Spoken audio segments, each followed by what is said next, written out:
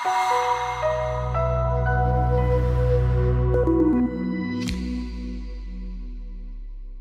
there, I'm Paul Marriage at Tolworth Investments, and welcome to the HI European monthly video update for December 2022. Well, what a relief to have finally got here. It's been an incredibly difficult year for equity markets, as we know. We've had to face a whole range of challenges, including probably the biggest one, war in Europe, which we've talked about a lot. So it's very pleasing to end the year on a positive note. We've had another solid month this month. And generally, since we moved the strategy to a more UK focused mid-year, our returns have been a little bit more consistent and generally been going in the right direction to deliver overall a reasonable positive year for investors, which we're delighted about.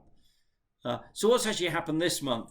Well, after the tetchy period, perhaps in the beginning of Q3, we saw a strong rally, and then people didn't really know where markets were going. It's probably been quite a nervy market. To be honest, most people seem to be talking about quite a difficult Q1 for markets. And we need to be careful about that, because if consensus is a tricky Q1, actually the risk could be a sharp rally, which we don't want to be caught out in. There's been a lot of moments this year when it's been clear that fund positioning has been quite concentrated, and we've managed those really well. So we're looking to next year with half an eye on that risk of a sharp rally, even though that our positioning is relatively cautious. Hence, we've had an okay month this month. So what's been good for us? Financials have been good. The insurers have been really good. So that environment where insurance rates are going up and capacity is constrained, low interest rates mean free flow of capital into the insurance markets, higher rates, less flow of capital, and with the hurricane season over and a few losses, rates seem to be hardening. So that's been good news for our positions in Beazley and Lancashire and the non-life sector. We've also done well in Shipper Clarkson, that shipping environment stabilising, but rates remaining pretty good. So good for them. Tech has been weak, so our tech long stocks have been poor, like Bytes or Darktrace.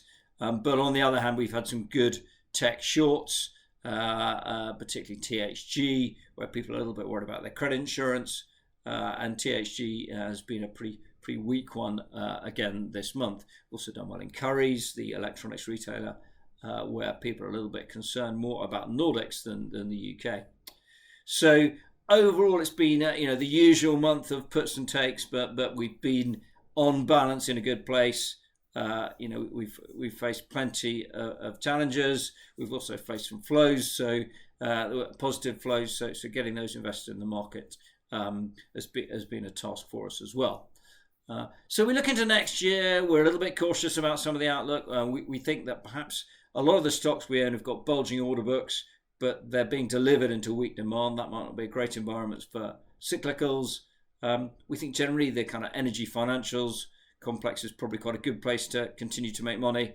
And we think probably at some point that there's going to be a moment to get your positioning spot on next year for a bit of a change. So looking out for that, and perhaps we might see that down the cap scales a bit.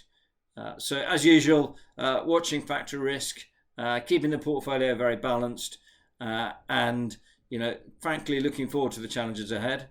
Very pleased to have delivered another positive year for the strategy, and thank you again for your support, and we wish you all the very best for 2023.